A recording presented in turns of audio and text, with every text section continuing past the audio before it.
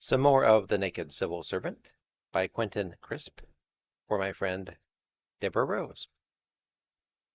Chapter 21. Into the Cuzco of the layabout civilization came a man who was the size of a barn door and as easily pushed to and fro. The night I first saw him, he was badly in want of a meal. But as soon as some supper was placed in front of him, his great shock of white hair fell forward onto the mound of chips on his plate. More than food, he longed for sleep. I took him home with me. Nothing reared its ugly head. The man slept and slept. The next morning, when he was leaving, I nodded toward a small bundle of possessions that he had brought with him and said, "You can leave your things there while you're looking for a room." 3 long, dark years later, they were still there. At first, our association consisted of my meeting him in Tony's or the Scala. To both of these I went at least twice a week. I brought him back to my room if he needed a good night's sleep. Heaven knows where he kept when he was not with me. After a while, he formed the habit of visiting me every weekend, and my life became a series of Saturdays for which I prepared, and Sundays from which I recovered. But I never gave up hope. I never let more than a few hours pass without including in the conversation the words, "when you have a room of your own," and I never gave him a latchkey. I knew that once I had done that, I was a lifer. In all other respects, my manner was, as one of my friends said, dedicated.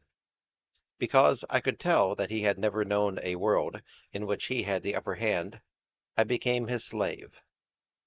When, presumably to normalize our relationship, he suggested a little sex, I concurred. A year or so later, in the middle of a sketchy embrace, he said, "Let's pack this in." I said, "Let's." Like the heroine of The Garden of Allah, I put my love to the utmost test. It failed. Shortly before one Easter holiday, I told him that it was time I visited my mother for at least a weekend.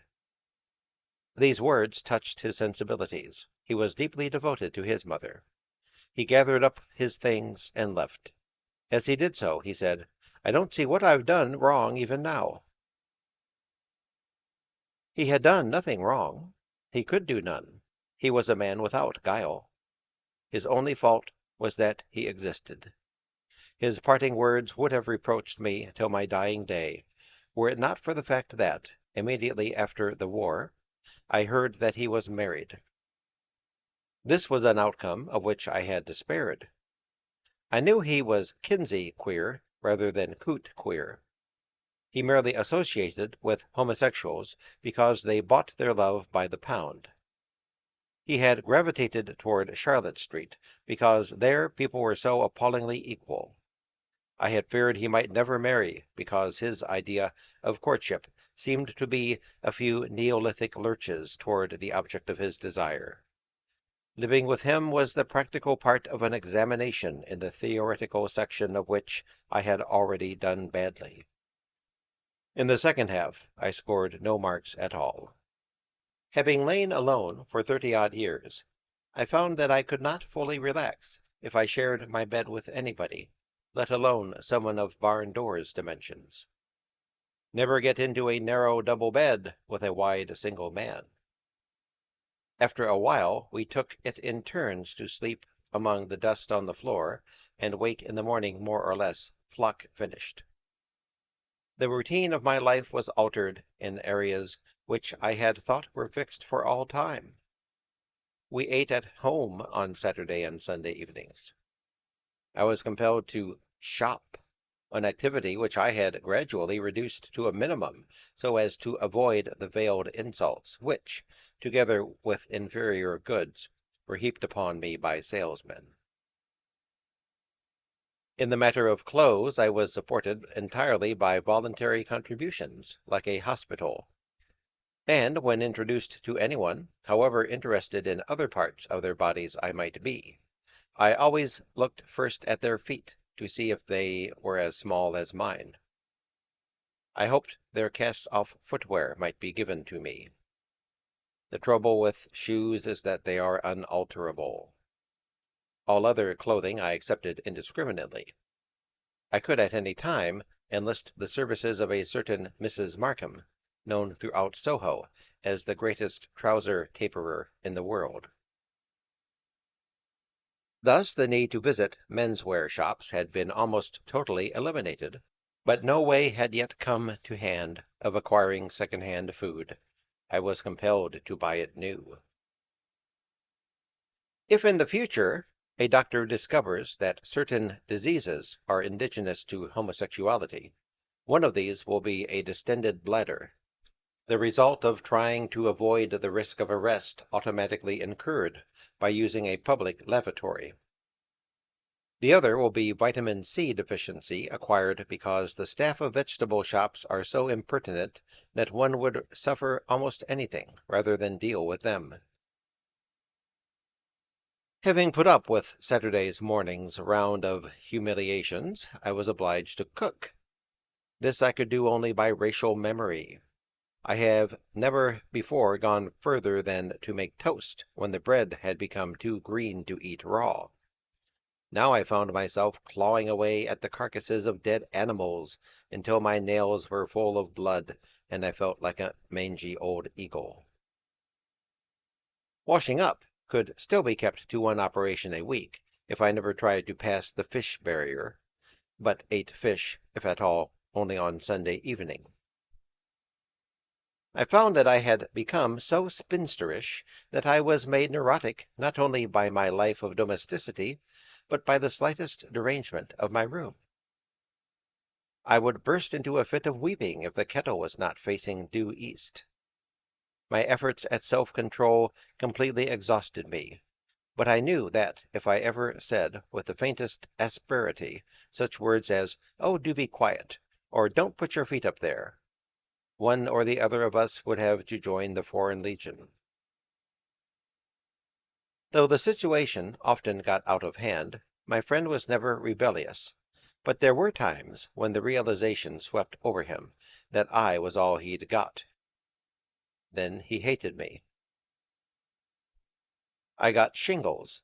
My skin hung down over one side of my rib cage like the wallpaper in my room, yet I was only bearing 2/7 of the weight that lies for a lifetime on the shoulders of the average married woman. I had to face the fact that, as tender comrade, faithful friend, I was a dead loss. These unpleasant facts about my own character were but grim confirmation of long-held suspicions. What I learned about the rest of the human race through my association with Barn Door was a startling revelation. But I have no doubt that in knowing him I came to know the whole world. There is no great dark man. Even under an exterior as rugged as a mountain range, there lurks the same wounded, wincing psyche that cripples the rest of us. Where we are led to think we will find strength, we shall discover force. Where we hope for ruthlessness, we shall unearth spite. And when we think we are clinging desperately to a rock, it is falling upon us. Even with a man whose neck is thicker than his head, if we are not careful, we shall be involved in an argument about who most loves whom. The trouble is that if you find that by mistake you have bitten into a soft center, you can't very well put it back in the box. A little old lady once said to me, "I have known a great many men. All of them had to be carried every step of the way." This was true of my friend. He could hardly stand, let alone totter forward under his burdens. They were no less heavy for being imaginary.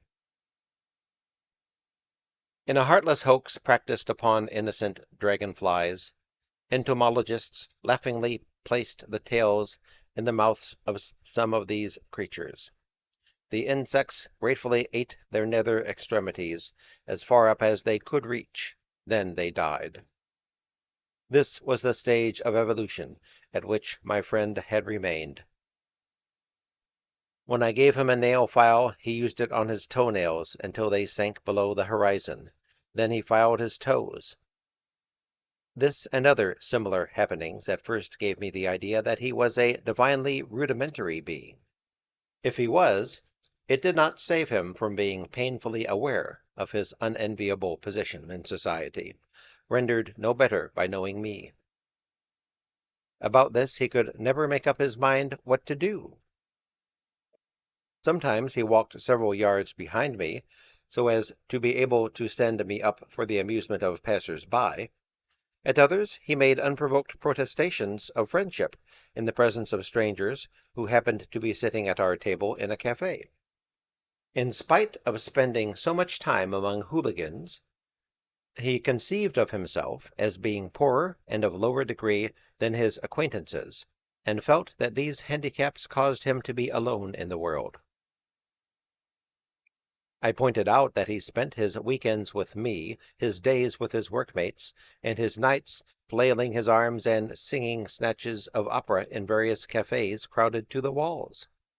None of these activities assuaged his feeling of isolation. Its real cause was his inability to take an interest in other people. No one had ever taught him how.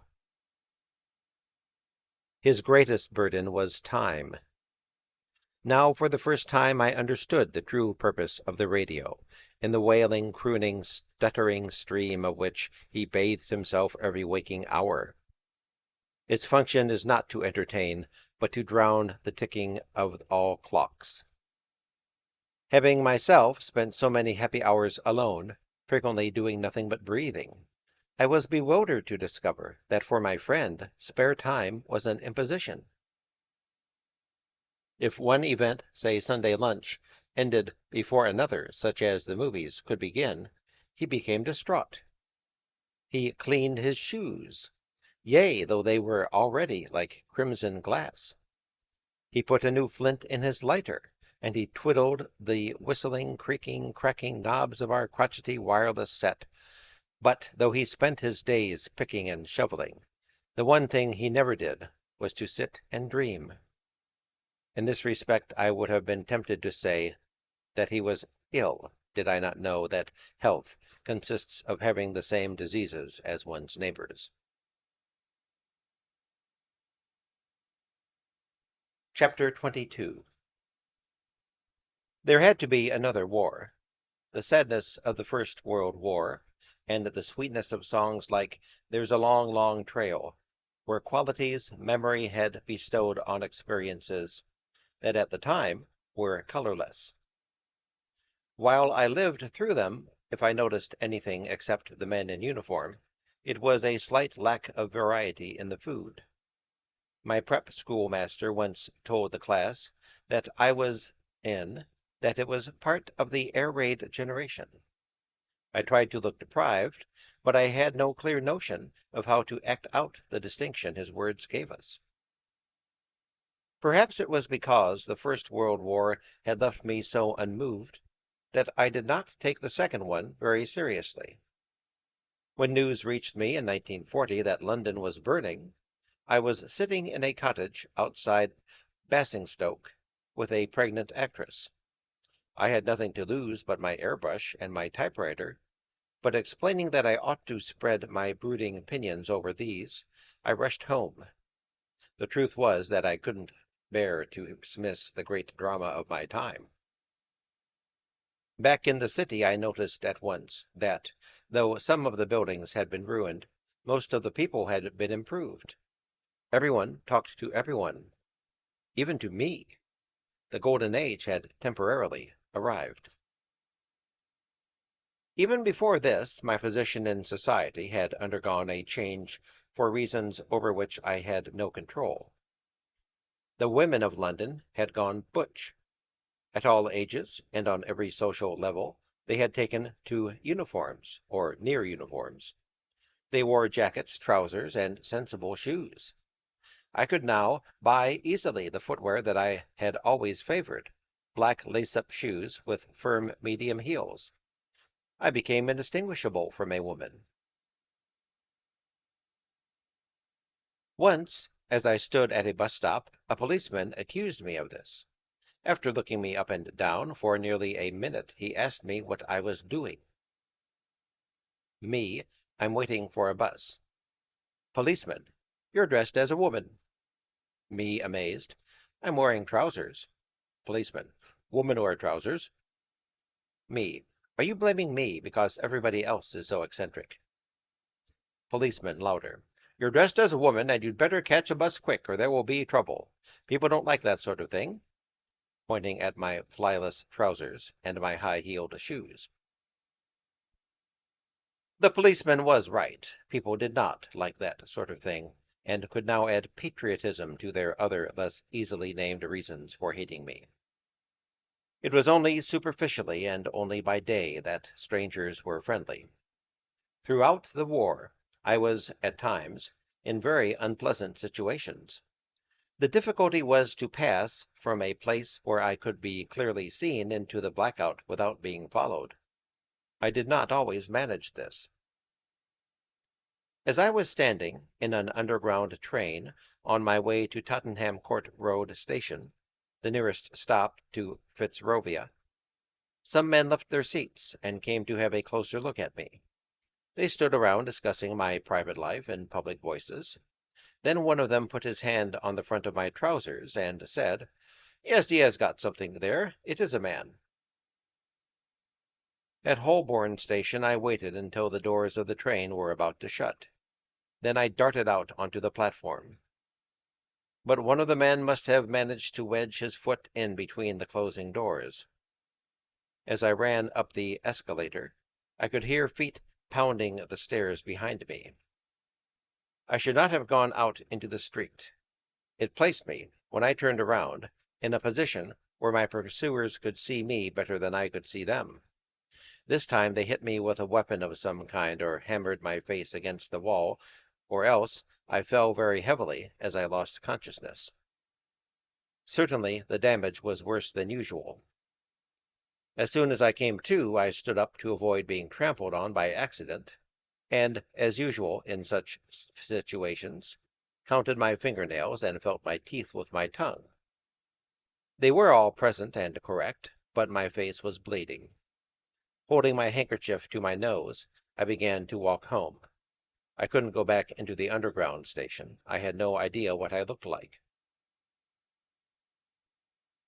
After an evening class in Willesden, I was returning to real life by bus. From the top front seat, I saw an Australian soldier standing in the queue at Notting Hill Gate. Even in the blackout, I recognized his road sweeper's hat. As the bus moved forward again, using the darkened window before me as a mirror, I noticed that this man had seated himself immediately behind me. A moment later, I felt his hand solemnly placed on my head. I sat motionless, never taking my eyes from the window. Presently, I saw his reflection take from its pocket a comb.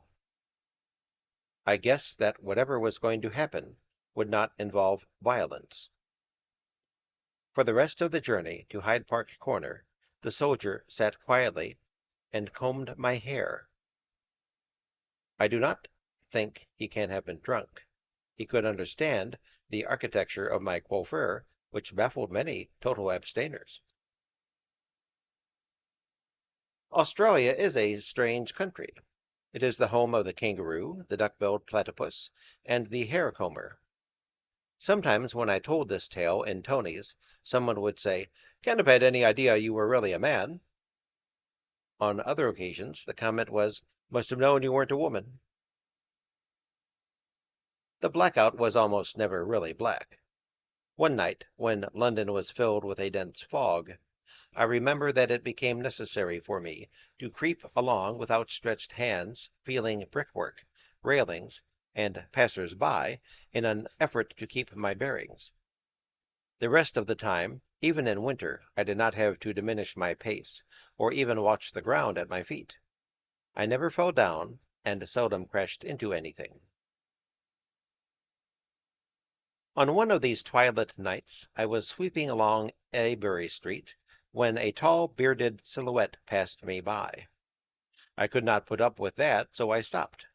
This stranger retraced his steps to where I stood. "Who are you?" I asked, and he replied, "I am Angus McBean. Who are you?" I hurriedly explained that I was nobody, but added, as an extenuating circumstance, that I knew plenty of people to whom his name was sacred. There and then he said he would photograph me. When I told him that I never paid for anything, he did not withdraw his offer. A few evenings later, he took home about a dozen pictures of me in 3/4 of an hour. Even if we had not met in Ebury Street, I feel that we would have met somewhere sooner or later. Though it was something that he did every day of his life, Mr. McBean longed to take photographs as fervently as I desired to be photographed. He worked very quickly and methodically, his instructions as clear as lenses. "Lick your lower lip and let it hang," and the moment before the camera clicked, "pull your ears back." When I asked him what portrait photography was all about, he said, "It's simple. They want to be beautiful." To this end, even on great beauties, every surface that was at half moon, that was passing from light to dark, was retouched from the texture of an orange to the smoothness of an apple. With some of his sitters, everything was retouched but their titles. One woman, while he was deciding what on earth to do with her, snatched up in both hands the swags of superfluous flesh that encumbered her jawbones, and said, "You do understand, don't you, that all this is not part of the essential me?" Perhaps the best exposition of his technique is contained in this story. Dandy Nichols, the Cockney comedian, when I mentioned Mr. McBean's name, said, "I must go to Agnes and have some mugs done." Later I asked him if a certain Miss Nichols had visited his studio to have some mugs done. "Well, I saw that was what she had come for," he replied, "but I did cups and saucers." Of the pictures he took of me, my friend said, "I see you can go down to history as a famous beauty, whatever you happen to look like." The recipe for success that I had seen in the life of Mr. Cross, I now witnessed again in the boundless energy of Mr. McBean. At 11 at night, when I was departing, he was just beginning to make props, mount prints, and construct surreal backgrounds for actresses to lie on, lie under, sit in, or poke their heads through. In obedience to that force in my nature that drove me long ago to pass from admitting that I was homosexual to protesting the fact, my slightly British determination to ignore the hazards of wartime London soon became a desire to embrace disaster. It was fear that was the lure. All other emotions I had to work up artificially. I could never be sure whether I felt them or only wished what I did. When I was afraid, I knew the sensation was genuine. As soon as the bombardment of London began, I felt totally engaged. When the ground began to shake and the sky became pink with doom, I could hardly stay at home. I ceased to go out only when it was necessary, and started to search London for my own true bomb. Among the places which could be used as a pretext for crossing the city in an air raid was the flat in Russell Court that my art student friend shared with the Czech. I visited her unmercifully, until one day she telephoned me to implore me not to come, as the Czech seemed to be on the fringe of a nervous breakdown. I should have foreseen this, but I did not. In the company I kept, a man would have to behave very oddly indeed before his friends would call in a doctor. We all attributed the Czech's eccentricity to his nationality. After a while he took to standing all night with his back to the wall, his gaze fixed on the door in case they should come in. His girlfriend could not do otherwise than commit him to a mental hospital. The war did not cause his madness. It aggravated it by pressing on the soft wall of a hopefully unrealistic personality, In order to enjoy the war, it was essential to be tough and lucky. For most of 1940, London by night was like one of those dimly lit parties that their hosts hope are slightly wicked. In a cozy gloom, young men and women strolled arm in arm along Piccadilly, murmuring, "It's not as bad tonight as last night, is it?" Policemen allowed themselves a certain skittishness. "Don't care, huh?" they cried, as I passed them sheltering in doorways. Taxi drivers unbent so far as to take one part of the way home free of charge. As soon as bombs started to fall, the city became like a paved double bed. Voices whispered suggestively to you as you walked along. Hands reached out if you stood still, and in dimly lit trains, people carried on as they had once behaved only in taxis. I was becoming aware that railway carriages were the playgrounds of exhibitionists, now that I spent so many hours a week traveling to and from art schools in the home counties. I was surprised at the frequency with which I found myself sitting opposite some man who, between stations, decided to try to win fame, like Mr. Mercator, for his projection. The insult implied in these offers of instant sex no longer troubled me. I was worried because I knew so well that what seemed to be starting out as a frolic might easily turn into something quite different. I realized, too, that if any unpleasantness occurred, so far from being able to enlist anyone's sympathy, I should be considered to have caused it. Neither distaste nor apprehension must be displayed at such a moment. As I hope all compendiums for young ladies tell their readers, it is best to adopt a completely matter-of-fact air, and feigning a yawn, to say, "Oh, put it away." Outside railway trains, overtures made possible by the blackout, though hardly delicate, were at least a little more romantic. Once, when I emerged from Leicester Square Underground Station, the outline of the buildings on the opposite side of the road looked so unfamiliar that I thought I must have taken the wrong exit. When I asked an invisible passer-by where I was, he kissed me on the lips, told me I was in Newport Street, and walked on. By heterosexuals, the life after death is imagined as a world of light, where there is no parting. If there is a heaven for homosexuals, which doesn't seem very likely, it will be very poorly lit and full of people they can feel pretty confident they will never have to meet again. It is only partly because they are ashamed of themselves and wish to remain unrecognized that this environment seems so desirable. The chief reason is that it makes possible contacts of astounding physical intimacy, without the intervention of personality. To either partner, the other is a phallus garlanded with fantasies, chiefly of masculinity. The homosexual world is a world of spinsters. Most homosexuals over the age of 25 will play on the physical level an active, passive, or unspecified role with the same or a different partner from night to night, or even from hour to hour.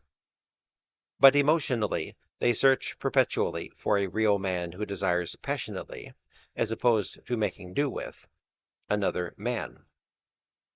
This being, if he exists, is so rare that one might as well enter a monastery on reaching puberty. The less drastic alternative is to live a real sex life in a dream world. This can best be done in the dark with strangers. Playgrounds where these circumstances obtain are not easy to find. When discovered, they are frequented first by the few, later by the many, and finally by the police. At one time, the towpath at Putney was such a dreamland, but it became so well known that the police took to driving motor launches across that part of the river and suddenly shining searchlights on its southern bank. When this happened, everyone who was not already in that position flung himself flat on the ground. As this riverside brothel declined in popularity, Whetstone Pond on Hampstead Heath became all the rage. More foliage abounded there. This lent a certain sylvan charm and some useful escape routes. Now there is a certain cinema in London where it is said that all the films shown have a Q certificate. No normal person may be admitted to any part of this program unless accompanied by a homosexual. It certainly matters what films are exhibited. War films are the type most frequently shown. Their soundtracks help to conceal the noise of creaking seat springs.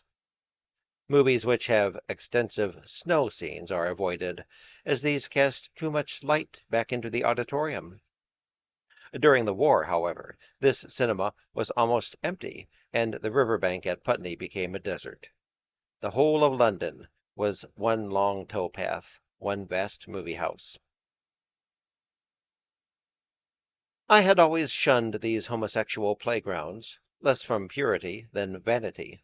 I did not want a liaison in conditions which might tend to obliterate any individuality. On this subject the last word must go to a Canadian actress who said, "If the fuss is not about ourselves, then what the hell?" Then, suddenly, into the feast of love and death that St. Adolphe had set before the palates of the English, parched these long, dark 25 years, Mr. Roosevelt began with Olympian hands to shower the American forces. This brand new army, of no occupation, flowed through the streets of London like cream and strawberries, like melted butter over green peas, labeled "With love from Uncle Sam," and packaged in uniforms so tight that in them their owners could fight for nothing but their honor. These bundles for Britain leaned against the lamp-posts of Shaftesbury Avenue, or lolled on the streets of thin-lipped statues of dead English statesmen. As they sat in the cafes or stood in the pubs, their bodies bulged through every straining, cocky fiber toward our feverish hands. Their voices were like warm milk, their skins as flawless as expensive India rubber, and their eyes as beautiful as glass. Above all, it was the liberality of their natures that was so marvelous. Never in the history of sex was so much offered to so many by so few. At the first gesture of acceptance from a stranger, words of love began to ooze from their lips, sexuality from their bodies, and pound notes from their pockets, like juice from a peeled peach. The obliquity of the English was something to which I had been accustomed from childhood. My father was a living, an example of it. Taught by him, I had walked all my life in the excruciating armor of self-restraint. I was, therefore, never more than mildly surprised at the hedging antics of strangers who followed me in the street. They would sometimes walk behind me for half an hour, quickening their pace if I hurried, slackening it if I dawdled, and crossing over the road when I did, as though we were playing Follow My Leader. If, to avoid any further waste of time, I turned and politely explained that I was a dead loss, they would snort with indignation and say, "I don't know what you mean." It was the directness of the Americans that astonished me. Apparently, from the 49th parallel to the Gulf of Mexico, face-saving is unknown. These young men walked, not behind, but beside you, and at once began a conversation with some such words as, "You and me is interested in the same things, I think." If you wanted, like Madame Butterfly, a little bit to tease them, they said, "But I'm interested in the life of the spirit." They replied, "Me too." If they were rejected without equivocation, they accepted the fact good-naturedly. Even when it was obvious that they had mistaken me for a woman, they allowed themselves to be enlightened with no display of disgust. American. Can I walk you home, ma'am? Me. You think I'm a woman, don't you? American. You waggle your fanny like a woman. Me. Oh, I should ignore that. American. I'm trying to, but it's not that easy. Conversations such as this told me that I was by nature American. To the rest of the world, happiness was a suspiciously regarded by-product of some other pursuit. preferably noble. Americans and homosexuals sought it for its own sake. The Portuguese explorers of old set out across the Atlantic Ocean in search of the islands of the blessed. They were not mocked. If the Golden Age flourishes anywhere, it is in the United States. By the time the last Americans had vanished into thin Englishmen, I was nearly 40. While the GIs were still around, I lived almost every moment that I spent out of doors in a state of exhilaration. It was my nature to deploy my forces in breadth, so at first I was content to know many soldiers superficially. But after a while I decided to change my strategy to one of depth and concentrate on a single individual. You can't have your cake and not eat it. Never before had a physical relationship been presented to me so completely without stint and without overtones. Sex is generally processed in one of three shades. It may be crude, which leads to the numbing repetition of the shortest words for the longest things. Or naughty, involving one or both or all parties in dressing up. Or it may be poetic. This was the tint favored by me in my youth. It transforms the facts of life into an ego-boosting device. Americans serve it plain, but, sad to say, about the physical practice of homosexual intercourse, there tends to be something contrived. This robs the act of its function as a means of communication. The two participants will never be of one flesh. When I was moaning about this to a lesbian friend, she drew in her elbows and, with her face contorted in a grimace of disgust, asked, "Who wants to be of one flesh with anybody?" I think that, initially, most homosexuals do.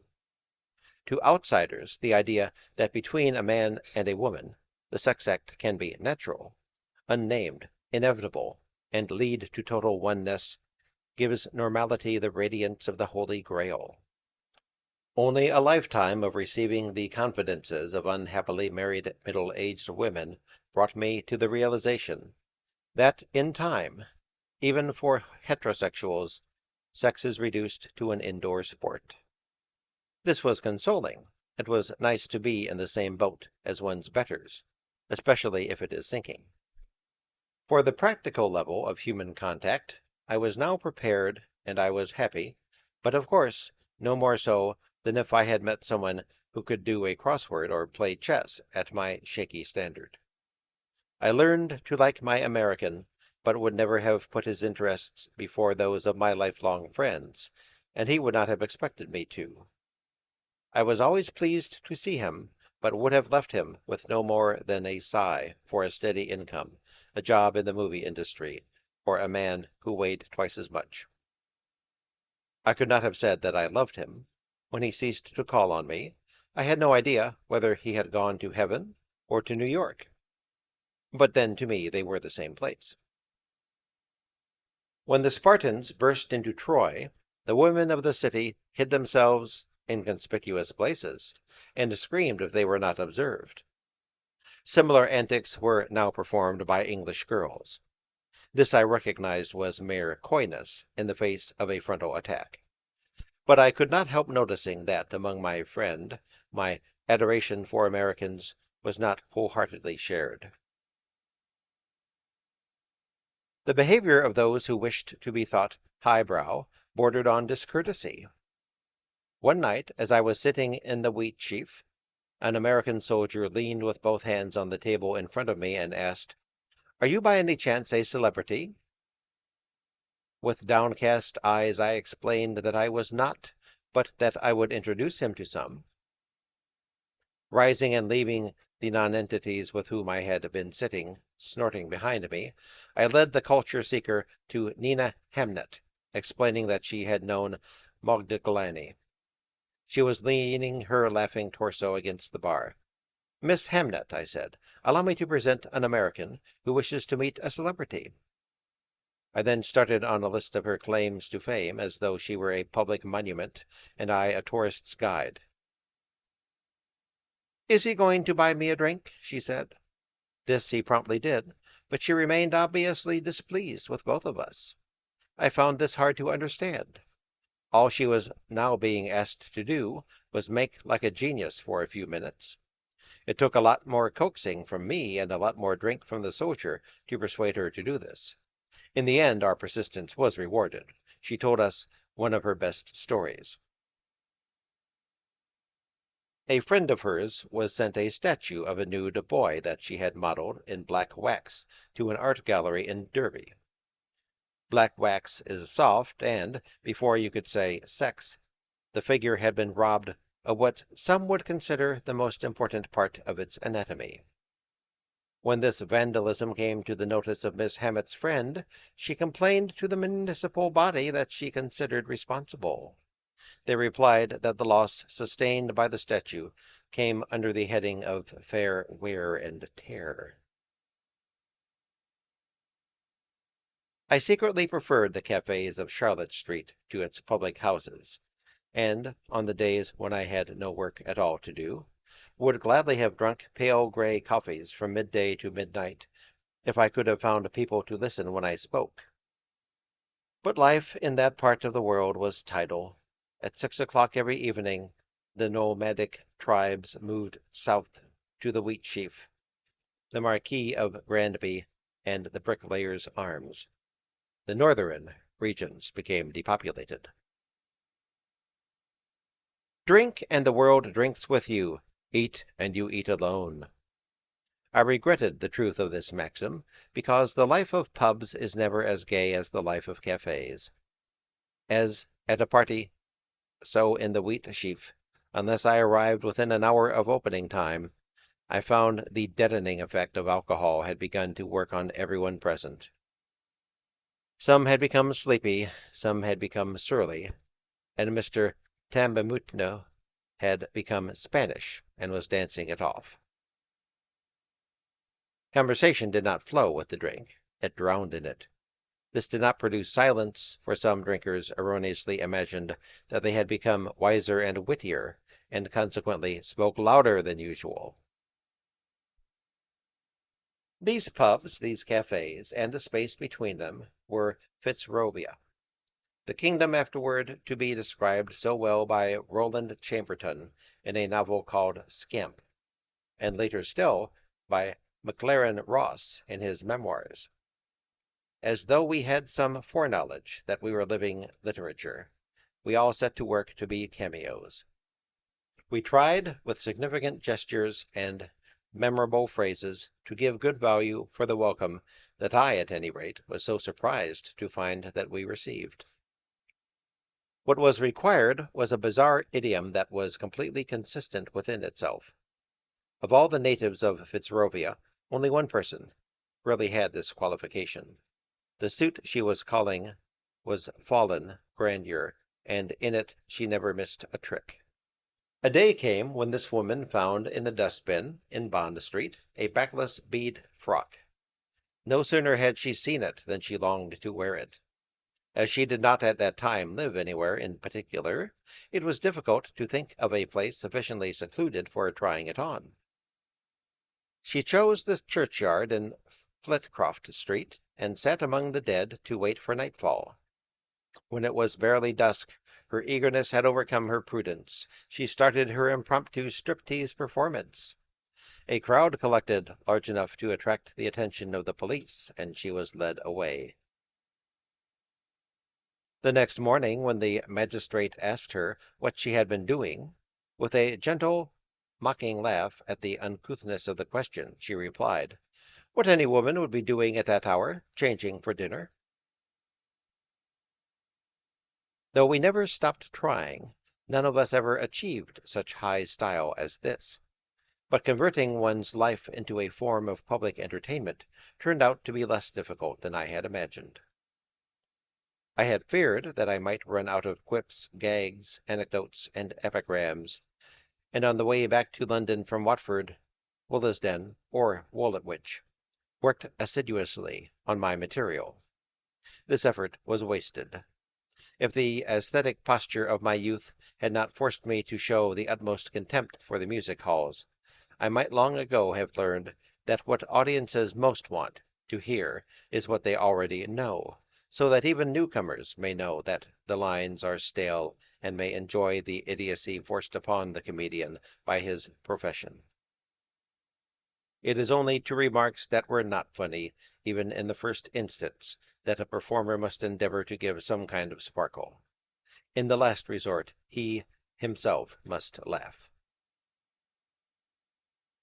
With practice it became easier to deck out my discourse with these tricks than not, and soon what had once been my cafe technique became my only manner of speaking. In middle age I found that I had gone beyond my original aim of purging my speech of the dross of sincerity. I had robbed it of all meaning whatsoever. I became like a stopped clock. I was right about once every 12 years. But what good was that when everyone had ceased to look at my face? To people who knew me well, listening to me became almost unbearable. In some houses I was only welcome if I undertook not to utter the same catch-phrases more than twice in any one evening. I tried to stay within bounds, but really there was nothing for others to do but listen, act as stooges, or leave.